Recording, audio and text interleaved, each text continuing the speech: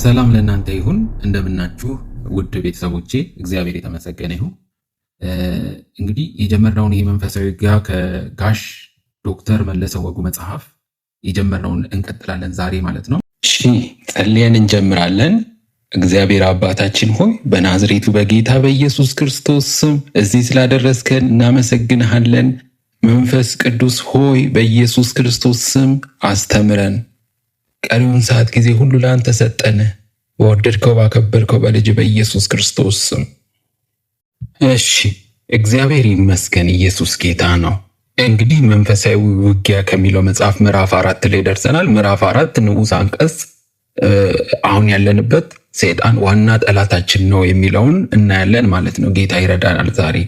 በእውነት እግዚአብሔርን አመሰግነዋለሁ እዚህ ስላደረሰኝ፣ እናንተንም እዚህ ስላደረሳችሁ እግዚአብሔር የተመሰገነ ይሁን። እንግዲህ አሁን ርዕስ የምናየው ሰይጣን የኛ ዋና ጠላታችን መሆኑን እናያለን። በሱ ስር ደግሞ ሌሎች ንዑስ አንቀጾች አሉት ማለት ነው። እሺ ውጊያችን ከስጋና ከደም ጋር ብቻ ቢሆን ኖሮ ማለት ነው አንዳንዶቻችን ብቻችንን ተዋግተን ማሸነፍ እንችል ነበረ። ስጋና ይሄ ደም ቢሆን ኖሮ ከስጋና ከደም ጋር በቀላሉ እንትን ልናደርግ እንችላለን፣ ልናሸንፈው እንችል ይሆን ነበረ። ነገር ግን ትልቁ ትግላችን ከሰይጣን ጋር በመሆኑ ብቻችንን ተዋግተን ማሸነፍ እንደማንችል የእግዚአብሔር ቃል ይነግረናል ማለት ነው። ይሄ ከስጋና ከደም ጀርባ ስጋና ደምን የሚጠቀም መንፈስ ስላለ ነው። ክፉ መናፍስት የእግዚአብሔርን ሐሳብ የእግዚአብሔርን ዕቅድ የሚቃረን በእኛም ሆነ በሌላ ሰው በኩል በእኛም ውስጥ ባለ ስጋና ደማችንን ቢሆን ወይ በሌላም ሰው በኩል በሚመጣ በስጋና ደም ተጠቅሞ የሚሰራ የክፉ ኃይል ስላለ ነው ከበስተጀርባ ማለት ነው። ስለዚህ ሰይጣን ከሰማይ ወደ ምድር ከተወረወረበት ጊዜ ጀምሮ እሱና ተከታዮቹ በምድር መንግስታቸውን ለማስፋፋት ያለመታከት ከፍተኛ ተጋድሎ አድርገዋል ማለት ነው።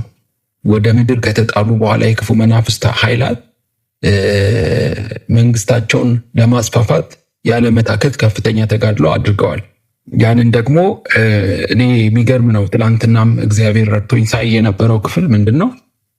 ዘፍጥረት ምዕራፍ 4 እና ዘፍጥረት ምዕራፍ 10 ላይ ሁለቱም ጋር ተመሳሳይ ነገር አያለሁኝና ምንድነው ወንድሙን ከገደለው በኋላ ሎጥ የጦር መሳሪያና ኃይለኛነቱን ራሱን ማስፋፋት ከተማ መገንባት ነበረ ያሰበው እና ሰዶም ገሞራን ሁሉ ሰራ።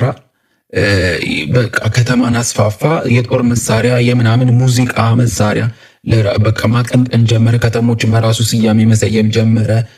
የለፋውና የደከመው ከተማን ራሱን ሴኪሪቲን ለመጠበቅ ነው። የራሱን ደህንነት ለመጠበቅ ብዙ ዋጋ ሲከፍል ታያላችሁ። የእግዚአብሔር ዘር በሚባል ይሄ የስጋ ዘር ነው፣ የክፉ ሐሳብ ዘር የተከተለ ነው። እንግዲህ ወንድሙን የገደለ በኃጢአት ያለው ማለት ነው። የንጹህ በእግዚአብሔር የሚታመነው ግን ይህን ያህል ጦር መሳሪያ ከተማ መገንባት ምንም ነገር አያስፈልገው በእግዚአብሔር ታምኖ ስለሚኖር ማለት ነው። እና እየገረመኝ ነበረ እና የጦር መሳሪያ ልክ እሱ እንደሰራው ሁሉ ኖህ መርከቡ ከጨረሰ በኋላ የእሱ ልጅ የከነአን አባት እንትና ማን ነው? ካም እሱም ደግሞ የእሱ ዘር ደግሞ በተመሳሳይ ታያላችሁ። ከአባቱ እርግማን ከተቀበለ በኋላ ምዕራፍ 10 ላይ ዘፍጥረት እንትን ያደርጋል ማለት ነው። የጦር መሳሪያም ከተማን ባቢሎን የምትባል ከተማን ምናምን እየገነባ ራሱ ሴፍቲውን ሴኩሪቲ ለመጠበቅ ግዛቱን ለማስፋፋት ምን ያህል መንግስቱን ለማስፋፋት ያለመታከት ከፍተኛ ተጋድሎ ሲያደርግ እናያለን ማለት ነው። እነዚህ ይሄ የወደቀው ዓለም እንግዲህ የክፉ ሰይጣን ዋና አካሄዱን እያየን ነው። ስለዚህ አሁን የምናየው የሰይጣን የመንግስቱ ተቋም ስለ መንግስቱ የሰይጣን የመንግስት ተቋም ነው የምናየው ማለት ነው። የመንግስት ተቋማቱን ማለት ነው። ደጋግመን እንደተመለከት ነው ሰይጣን ትልቅ ኃይልና ስልጣን ያለው ፍጡር ተደርጎ ይታያል ማለት ነው። አይታችሁ ከሆነ ባለፈውም እንዳየነው ኤፌሶን ከባለስልጣናት የሚለው ቃል የግሪኩ ቃል ማለት ነው አርከስ ከሚለው የግሪክ ቃል የመጣ ሲሆን ትክክል እኛ ምክንያቱም ውጊያችን ከስጋና ከደም አይደለም ካለ በኋላ ከባለስልጣናት ያለው ይሄ ባለስልጣናት የሚለው ትርጉም ትክክለኛ ትርጉሙ ማለት ነው የተለያየ ደረጃና ሹመት እንዲሁም ስልጣን ያላቸው የባለስልጣናት ማዕረግን የሚገልጽ ነው ማለት ነው። ይህ ቃል ሰይጣን ግዛቴ ነው ብሎ የሚለውን ድንበርና ግዛቱን የሚያመለክት ነው ማለት ነው። ይሄ ግዛት ምንድን ነው? አለኝ ብሎ ድንበርና ግዛቱን የሚያመለክት ነው። ሰይጣን በዚህ በክፉ ዓለም ውስጥ ያለውን ከፍተኛ ደረጃና ኃይል ዝቅ አድርጎ መመልከት እግዚአብሔር ራሱ የተናገረውን መቃረን ይሆናል። እንደው እግዚአብሔር እኮ ቃሉ ላይ ተናግሮናል። ስለዚህ የሆነ ግዛት አለው። እዛ ግዛት ውስጥ ዝም ብለን መግባት የለብንም። እዛ ግዛት ውስጥ ከገባን በኋላ በዛ ግዛት ውስጥ ነው መተዳደር የምንችል። እግዚአብሔር ሁሉም ቦታ ነፃ አድርጎ ሰጥቶናል፣ ብዙ ነገር ሰጥቶናል። ነገር ግን እችን ፍሬ ብቻ ነበር ያለው። አንድ ዛፍ ነው፣ አንድ ግዛት ነው የተከለከለው። አንዲት ዛፍ እንግዲህ ዓለም ሁሉ ተሰጥቶት አንድ ዛፍ ሲከለከል ያችን ግዛት ውስጥ አለመግባት፣ አለመንካት፣ እሷ ግዛት ውስጥ ከገባ በሱ ግዛት ስር ነው የሚኖረው ማለት ነው። ስለዚህ እንደዚህ ሁሉ እግዚአብሔር ቃል በትክክል ነግሮናል። ይሄ ግዛቱ እዛ ግዛት ውስጥ አለመገኘት ከፍተኛ ደረጃና ኃይል እንዳለው ይሄ እኮ ግዛት እኮ ማለት ቀላል ነገር አይደለም። እና ይሄን ደግሞ የተናገረን ሌላ ሰው ሳይሆን የእግዚአብሔር ቃል። ስለዚህ ኢየሱስ ሰይጣን በዚህ ዓለም ውስጥ ያለውን ኃይል ሲገልጽ እንደዚህ ብሎ ነበር ጌታችን ማለት ነው። የዚህ ዓለም ገዢ ብሎታል ማለት ነው። የዚህ ዓለም ገዢ። ስለዚህ አሁን እኛ የሆነ ግዛት ብለን ቤተክርስቲያን በቃ ቅዱስ ስፍራ ሰይጣን የሌለበት፣ ሌላ ቦታ ደግሞ ይሄ ክፉ ይሄ አይታችሁ ከሆነ መጥፎ ነገር ስፍራ ያለበት ለምሳሌ ጫት ቤት፣ መቃሚ፣ ሐሺሽ፣ ሱስ፣ ዝሙት ምናምን የሚሰሩበት ቦታዎች ደግሞ ይሄ ክፉ ቦታ አድርገን አይደለም። ብዙ ሰው የሚሸወደው እንደዛ ነው። ከዛ ቤተክርስቲያን መጥቶ የሆነ ሰው ሲጎዳው ወይ ቤተክርስቲያን ሰው የሆነ ሰው ሲያጠቃው ሲያይ ደግሞ ወይኔ እኔ ቅዱስ የተባለው ስፍራ ብዙ ሰው እኔ ቅድም አንድ ሶሻል ሚዲያ ላይ እያየው ነበረ። ቤተክርስቲያን መሄድ ካቆማችሁ ስንት ጊዜያችሁ ሆነ እስቲ ምናምን ብለው ሲነገር ብዙዎቹ 8 ዓመት 10 ዓመት ምናምን 5 ዓመት በቃ ትንሹ ያየሁት እንደውም 3 ወር ነው። የሚገርም ነው። አስባችሁታል? ሰው ምግብ ሳትበላ እግዚአብሔርን ቃል ሳትካፈል ቅዱሳን ጋር ህብረት ሳታደርግ ሲባል እንደውም አንዳንዶቹ እኔው ገንዘብ እያሳደድኩ ማለት እንጀራ እያሳደድኩ ነው ምናምን የሚሉ ኮመንቶችም አይቻለሁና በጣም እየገረመኝ ማለት ይኸውላችሁ የዚህ ዓለም ገዢ ነው ኢየሱስ ክርስቶስ ያለው ሰይጣንን ማለት ነው። እዚህ ዓለም ላይ አሁን ቤተክርስቲያን የተተከለችውም በዚህ ዓለም ላይ ነው ያለች። ኤቭሪዌር በትሄዱ የዚህ ዓለም ገዢ ማን ነው? ዮሐንስ 14:30 ላይ ነው የዚህ ዓለም ገዢ ያለው ማለት ነው ጌታ ኢየሱስ ክርስቶስ። ለዛውም ሊሰናበታቸው ሲል ነው ሊሄድ ሲል ኢየሱስ ክርስቶስ የመጨረሻ ትምህርቱ ነው ይሄ ትምህርት። ማንን? ሰይጣንን ምን አለው? የዚህ ዓለም ገዢ ያለው።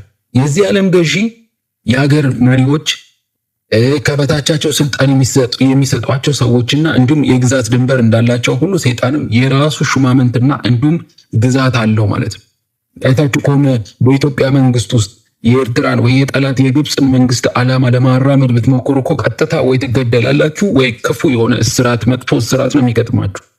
አያችሁ፣ በሱ ግዛት ውስጥ የእግዚአብሔር መንግስት ለማስፋፋት ስትነሱ ይሄ ዓለም የዚህ ዓለም ገዢ ማን ነው? የክፉ ዓለም ነው። ስለዚህ ድጋፍ የምታገኙ እንዳይመስላችሁ። ወይ ጎበዝ በርቱ የእግዚአብሔር መንግስት ነው እንዴ ቀጥሉ የሚሏችሁ እንዳይመስላችሁ። አገልጋይ የተባሉት ራሱ ቤተክርስቲያን የሚያገለግሉት ራሱ በእናንተ ሊቀኑባችሁ ይችላል። ከኔ በለጠ እያገለገለ ነው። ስለዚህ አረ እንደ አይነት ሰዎች ባካቸው ሐሰተኞች ናቸው። ተው። ዝም ብሎ እንደዚህነት ወጣት እንደዚህ የሚያገለግል ሰው ዝም ብሎ ከመሬት ተነስቶ እኛ ሳንሾመው ከኛ በኩል ሳይነሳ በእኛ በኩል ሳይመጣ ብለው እነሱ ለጥቅማቸው ሲሉ ነው። ምክንያቱም ገንዘብ መለቃቀም ለምደዋል ማለት ነው። ይሄ ፍርፋሪ የለመዱ አገልጋዮች ራሱ የእናንተ ተቃዋሚ ነው የሚሆኑ። ለምን?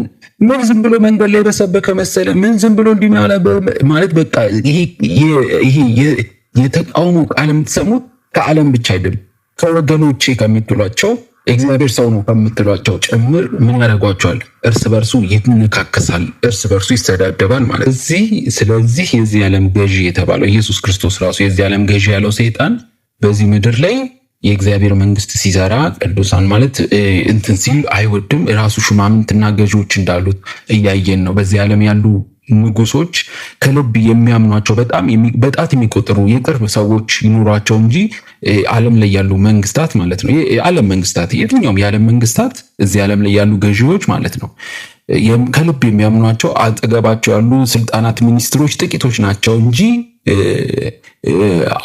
ሰፊው ህዝብ ሁልጊዜ የሚገዙት ያላቸውን ኃይልና ስልጣን ተጠቅመው ነው። በጣም በጉልበትና እየጨቆኑ በጉልበት በጣም ከሚገባው በላይ ግብር ሊጥሉባቸው ይችላል። ከሚገባው በላይ ጫና ሊያደርጉባቸው ይችላል። ማለት ህዝቡ ላይ ጥቂት ከላይ ያሉት ላይ ነው እንጂ አጠገባቸው ያሉት ላይ የሚያምኗቸው አብረዋቸው ያሉትን ነው እንጂ ነፃነት የሚሰጧቸው እንደነሱ የነሱን ዓላማ በልብ አምነው በሙሉ ልብ የሚያስፈጽሙላቸው ቀን ተሌት ለነሱ ዓላማ የሚተጉትን ነው እንጂ ህዝቡን ምንድነው የሚያደርጉት? የሚገዙት በኃይልና በስልጣናቸውን ተጠቅመው ነው። በጉልበታቸውን የመጨረሻ ጉልበታቸውን ተጠቅመው ነው የሚገዙት። እነዚህ ምድራዊ የአገር መሪዎች ተጠራጥረው ነቅተው ካልጠበቁ ምንድነው ህዝቡን በደንብ አድርገው ነቅተው ካልጠበቁ እንዲሁ በኃይልና በስልጣን ካልገዙ ማለት ነው፣ ጉልበት ካልተጠቀሙ ወይ ደግሞ በጣም በተለያየ መልኩ ስትራቴጂ ተጠቅመው ካልጨቆኑ ህዝቡን ዙፋናቸውን ብቻ ሳይሆን ህይወታቸውንም እንደሚያሳጣቸው ያውቃሉ። ታሪክም ይናገራል። ታሪኩ የሚናገረው ብዙዎች ገዢዎች ህዝብ አውጥቶ እንዴት እንደገደላቸው እንዴት እንዳጠፋቸው ያውቃሉ።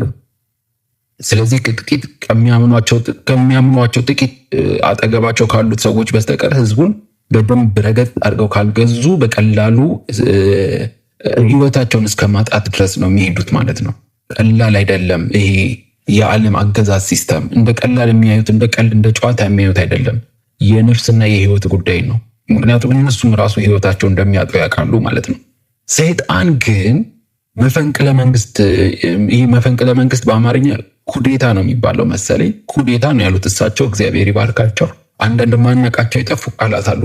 አሁን እሳቸው በደንብ እዚህ ጋር ኩዴታ ብለዋል። መፈንቅለ መንግስት ማለት ኩዴታ ማለት ነው። ያካሄድብኛል ብሎ የሚፈራው ኃይል የለውም ሰይጣን።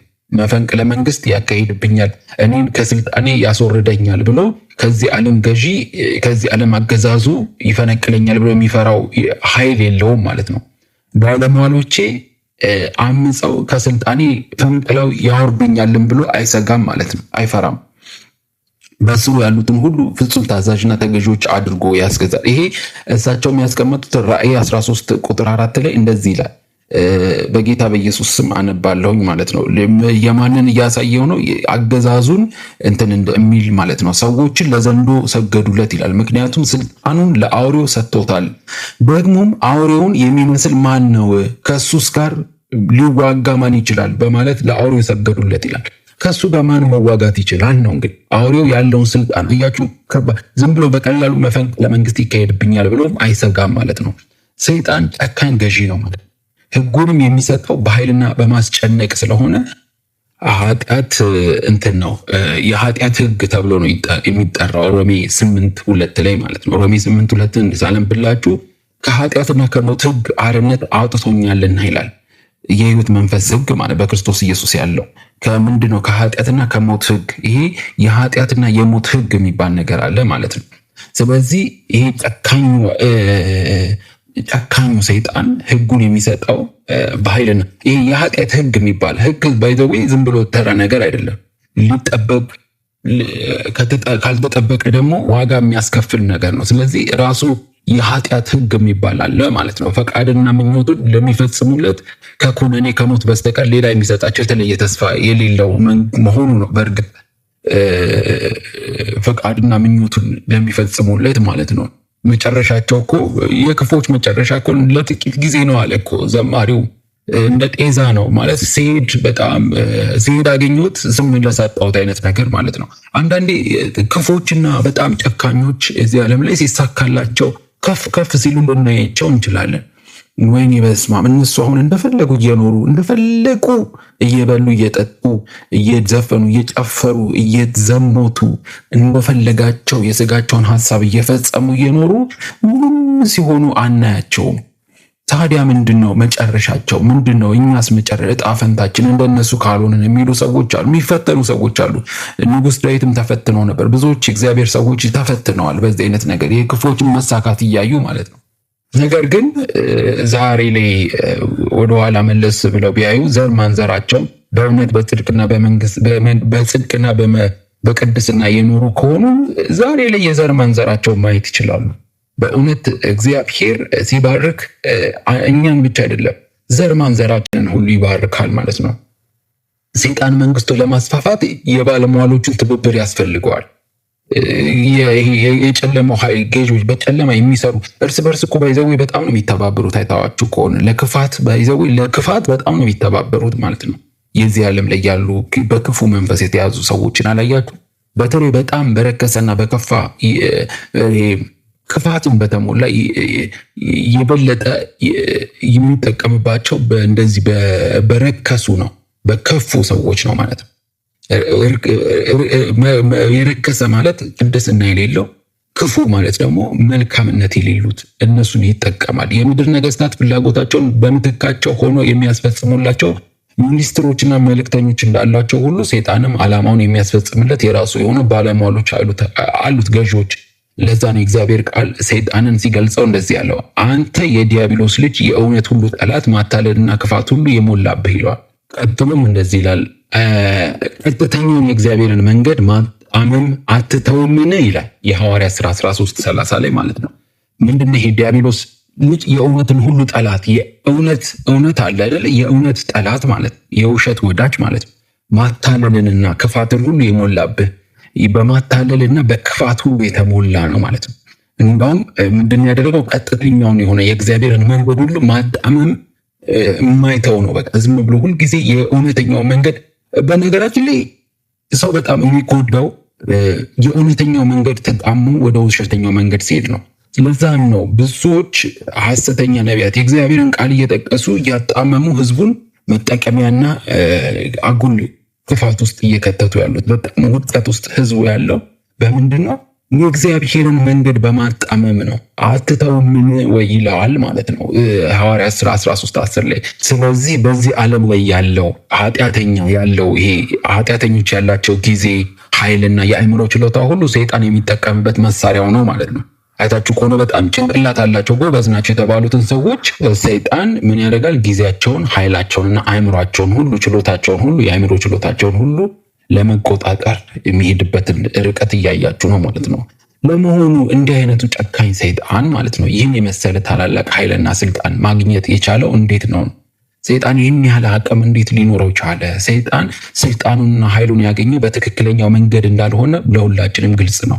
ስልጣኑን ያገኘው ዓለምን አሸንፎ እንደሆነ ይናገር እንጂ በመሰረቱ ስልጣኑን ኃይሉን ያገኘው የተጣመመ ፖለቲካውን ተጠቅሞ ነው ማለት ነው።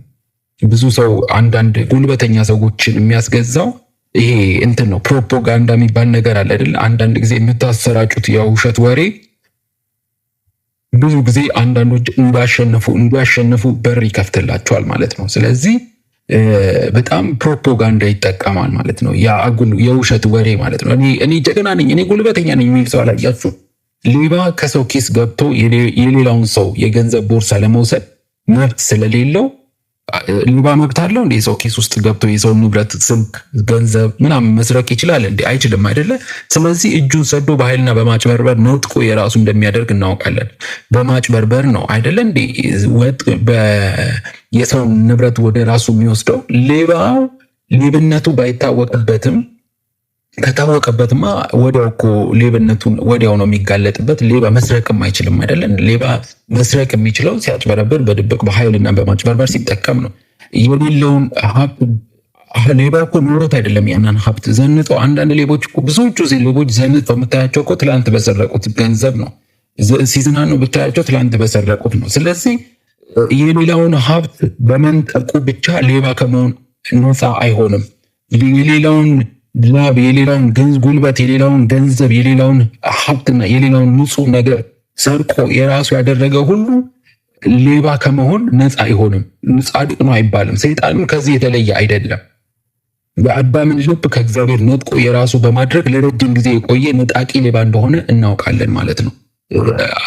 አሸወደው፣ አታለለው፣ ነጠቅ፣ አዳምን ተገዢ ያደረገው፣ ለራሱ አደረገው። ያ ማለት ግን አዳምን የራሱ አደረገ ማለት አዳም የሰይጣን ነው ማለት አይደለም። ለሰይጣን ተገዛ ማለት የሰይጣን ንብረት ነው የሰይጣን ነው ማለት አይደለም። በእርግጥ የሰይጣን መጠቀሚያ ሆኖ እሱም ልጆቹም ዘር ማንዘሩም በአዳም የመጣ እስከዛሬ ትውልድ ድረስ እስካሁኑ ሰዓት ድረስ ብዙዎች በአዳም ባርነት፣ ኃጢአትነት ባርነት ውስጥ በሰይጣን ስር በክፉ መንፈስ የሚመላለሱ ብዙዎች በስጋ ሐሳብና በሰይጣን ሐሳብ ማለት ነው የሚመሩ ብዙዎች አሉ ማለት ነው። ሰይጣን ኃይልን ያገኘው የሰውን ደካማ ተፈጥሮ በመጠቀም ነው ማለት ነው። ዛሬም ብዙ ሰዎች በነገራችን ላይ ሁላችንም እኮ የሆነ ደካማ ጎን አለን። ያንን ደካማ ጎን ለመጠቀም ይሄ የሰውን ተፈጥሮ ደካማ ጎንን የተጠቀመው የክፉ መናፍስት አሰራር ማለት ነው። ሰይጣን ማለት ክርስቶስ በሰይጣን የተወሰደውን ነፍሳችንን ከእጁ ፈንቅሎ ለማውጣት በመስቀል ላይ ሆኖ ተዋጋልን። ስለኛ ምን አደረገ? ውጊያውን ገጠመ ከሰይጣን ጋር ማለት ነው። ስለዚህ ያም ለእኛ ደህንነት ሲባል የተደረገ ቅዱስ ጦርነት ውጊያ ነው ማለት ነው። ኢየሱስ ክርስቶስ በመስቀል ላይ የሰራልን ስራ። ኢየሱስ ወደ ምድር የመጣው የእሱን የነበረውን መልሶ ለመውሰድ ነው። መጀመሪያም እኛ የክርስቶስ ነበርን፣ ነገር ግን በኃጢአት ባርነት ውስጥ ስንመላለስ ነበር። ክርስቶስ ግን ነፃ ወጣን ማለት ነው። ሰይጣን ግን ነጥቆ ከመውሰዱ በስተቀር ማለት ነው የእኔ ነው የሚለው አንዲት ነፍስ የለውም ማለት ነው። ሰይጣን ስልጣኔን የያዝኩት በምርጫ ነው፣ እኔም ተመርጬ ነው፣ ወደውኝ ነው ሳይሆን በኃጢአት የበለዘውን የሰውም ተፈጥሮ ተጠቅሞ እንደሆነ እናውቃለን፣ እናስተውላለን። መጽሐፍ ቅዱስን በትክክል አስተምሮናል። ዛሬም ደግሞ ህይወታችን በብዙ ያስተምረናል ማለት ነው እንጂ በማጭበርበር በማታለል በጉልበት በኃይል እየተጠቀመ ሊወስድ ይሞክራል። ግን ኢየሱስ ክርስቶስ ድል አድርጎታል። አዳም የመጀመሪያው ሰው ተሸነፈለት ማለት ነው። የመጀመሪያው ሰው አዳም ምን አደረገ? ለሰይጣን ተሸነፈ። የአዳም ልጆችም የአባታቸውን መንገድ ስለተከተሉ ሰይጣንን ተዋግተው ማሸነፊያ ኃይል አልነበራቸውም ማለት ነው። እናንተም የአባታችሁ የዲያብሎስ ልጆች ናችሁ ይላል እኮ የሐዋርያት ሥራ ምዕራፍ 8:44 ላይ ማለት ነው። አያችሁ፣ የአባታቸውን መንገድ ስለተከተሉ ሰይጣንን ተዋግተው ማሸነፊያ ኃይል አልነበራቸውም። ለምን? የአዳም ልጆች ዘር ማንዘሩ የሰው ልጅ በሙሉ ምን አላደረገም? የአዳምን መንገድ ስለተከተሉ ከዘር ማንዘር የሚመጣ በነገር አባት ማለት ለምሳሌ ወላጅ ማለት ያሳደጋቸዋል፣ ያበላል፣ ያጠጣል። ተጽዕኖ በጣም ነው በልጆች ላይ የሚያመጣው። ልክ የአዳም ተጽዕኖ በአቤልና ቃየል ህይወት በቃየል ላይ ተጽዕኖ ማምጣቱ አይቀርም። ስለዚህ ያንን ምን አደረገ? ተዋግተው ማሸነፍ ኃይል አልነበራቸውም የአዳም ልጆች የሰው ማንዘር እኔና እናንተ ድረስ እስከ ዛሬ ድረስ ማለት ነው ምን ማድረግ አልቻልንም። ሰይጣንን ተዋግተን ማሸነፍ አልቻልንም። ለዛም ነው ዮሐንስ ወንጌል ምዕራፍ 8:44 የአባታችሁ የዲያብሎስ ልጆች ናችሁ፣ ፍላጎታችሁም የአባታችሁ ፍላጎት መፈጸም ነው። አያችሁ፣ ፍላጎትና የዲያብሎስ ልጅ መሆን ተወዶ ተፈልጎ ልጅ እኮ የሚሆነው በነገራችን ላይ በመውለድ ነው አይደለ? ብዙዎችን ዲያብሎስ አሰራሩ የአባታችሁ የዲያብሎስ ልጆች ናቸው ሲላቸው እያሳደገ ብዙ ማለት የሚያስድገው በይዘው ሰው በትንሽ ክፋት ነው የሚጀምረው። ከዛ እያደገ አይታችሁ ከሆነ በጣም የመጨረሻ ክፋት ላይ እየደረሰ ነው የሰው ልጅ እየመጣ ያለው ማለት ነው። ስለዚህ ሰው እግዚአብሔርን እንዲያገለግል የተፈጠረ በመሆኑ ሰው እኔና እናንተ እግዚአብሔርን ለማገልገል ተፈጥረን ዘላለማዊ ንጉሥ ከስልጣኑ ለማውረድ ስልጣኑም ሆነ ኃይል የለንም ማለት ነው። እግዚአብሔርን ከስልጣኑ ለመነቅነቅም አንችልም። የፈለገ የሴጣን ደጋፊዎች፣ የሴጣን ልጆች፣ የሴጣን ክፉ አባታችን የዲያብሎስ መፈጸም እንኳን ቢሆን የሰው ልጅ ዓላማው ዘላለማዊ ንጉሥ እግዚአብሔርን ከስልጣኑ መነቅነቅ አይችልም። የሰው ልጅ ክፋት ማለት ነው፣ የክፉ ዓለም ማለት ነው። ማንም የእግዚአብሔርን አምላክነት ኃያልነት ችላ ማለት ይችላል እንጂ እግዚአብሔር በቃ ብሎ ከእግዚአብሔር መራቅ ይችላል እንጂ ኃይሉንና ስልጣኑን መግፈፍ ግን አይችልም። እግዚአብሔር ብርቱና ኃያል ስለሆነ፣ ስለዚህ ሰው ነፃ መውጣት ከፈለገ ወደ ጌታ መምጣት ይችላል። እኔ እግዚአብሔር ረድቶኛል፣ እናንተንም እግዚአብሔር ረድቷቸዋል ብዬ አምናለሁ። በእውነት ከእስራት ከዲያብሎስ ከአሰራር ከግዛት ከመጥፎ ሰንሰለት እኮ ነው በጥሶ ነፃ ያወጣል። ሰንሰለቴን ፈተህ ነፃነት ሰጠህ። ይሄ ጌታ ያውቃል ብሩክታይት የሚሉት ዘማሪ የዘመሩት ነበረ። ነፃነት ሰጠ፣ ሰንሰለቴን በጣጠሰው ጌታ፣ ከታሰርኩበት ዘመኔ እስራቴ ተፈታ የሚል መዝሙር ነበራቸው። ሰንሰለቴን በጥሶልኛል እግዚአብሔር ከአርነት ከክፉ ከስጋ ከክፉ አርነት ሁሉ ነፃ አውጥቶናል ማለት ነው። ያንን ያደረገው የእግዚአብሔር ኃይል ነው። እኔ በራሴ ጉልበት አይደለም የወጣሁት። ማንም ሰው ወደ ክርስቶስ ቢመጣ ክርስቶስ ነፃ ያወጣል። በምን? በእምነት ነው።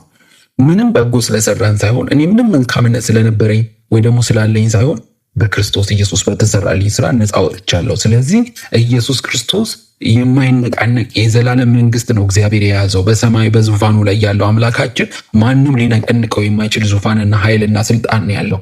ሰይጣን ግን ምድር የኔ ናት ይላል በማለት ዘላቂነት ወይም እድሜ የሌላቸውን ስጦታዎች ማበርከት ይችላል ለሰዎች። ብዙ ጊዜ ሰዎች አይታችሁ ከሆነ የሆነ ነገር ብልጭልጭ ነገር ይሰጣቸዋል። ገንዘብም ቢሆን የሆነ ምድራዊ ነገር፣ ይሄ ምድር የኔ ናት ብሎ ማለት ነው ሰይጣን ማለት ነው። የሚገርመው ነገር ደግሞ ምንም አይነት እፍረት ሳያፍር ምንም እፍረት ሳይሰማው የዚህ ዓለም ገዢ እንደሆነና ሙሉ ስልጣን እንዳለው አድርጎ ራሱን ያቀርባል ማለት ነው። እኔ የዚህ ዓለም ገዢ ነኝ፣ የዚህ ዓለም ሁሉ ስልጣን በእኔ ስር ነው እያለ እኔ ነኝ ስልጣን፣ እኔ ነኝ ሀብታም ማድረግ የምችለው፣ እኔ ነኝ ጤና ልሰጥም፣ እኔ እንደኔ እያለ ሊጎርራል ማለት ነው። አያፍርም።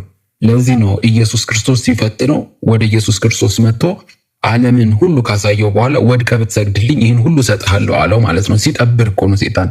አቤት በኢየሱስ ክርስቶስ ስም። ብዙዎች እኮ ዛሬ ብዙዎች እየተታለሉ ያሉት በሴጣን ወድቃችሁ ብትሰግዱልኝ ዓለምን ሁሉ እሰጣችኋለሁ፣ ታዋቂ አደርጋችኋለሁ በሁሉ ስፍራ ምናምን ይላል። በመጠኑም ቢሆን ይህ ሀሳብ እውነትነት አለው። የዚህ ዓለም ገዢ ወድቀህ ብትሰግድልኝ ይህን ሁሉ እሰጥሃለሁ የሚለው እግዚአብሔር ይህን ዓለም ለሰይጣን ሰጥቶታል። ስለዚህ የተወሰነም ቢሆን እውነትነት አለው። ይሁን እንጂ የሰጠው የፈለገውን ሁሉ እንዲያደርግበት አይደለም። ያንን ደግሞ እግዚአብሔር በፈቀደው ቀን መሰረዝና መለወጥ ይችላል። ለሰይጣን የተሰጠውን ነገር እግዚአብሔር በፈለገው ሰዓትና ጊዜ ገፎ መንጠቅ ይችላል ማለት ነው። ሌላኛው ዛሬ የምናየው ነጥብ ጌታ የሚረዳን እግዚአብሔር ለሰይጣን ይህን ያህል ኃይልን እና ስልጣንን ለምን ሰጠው ነው።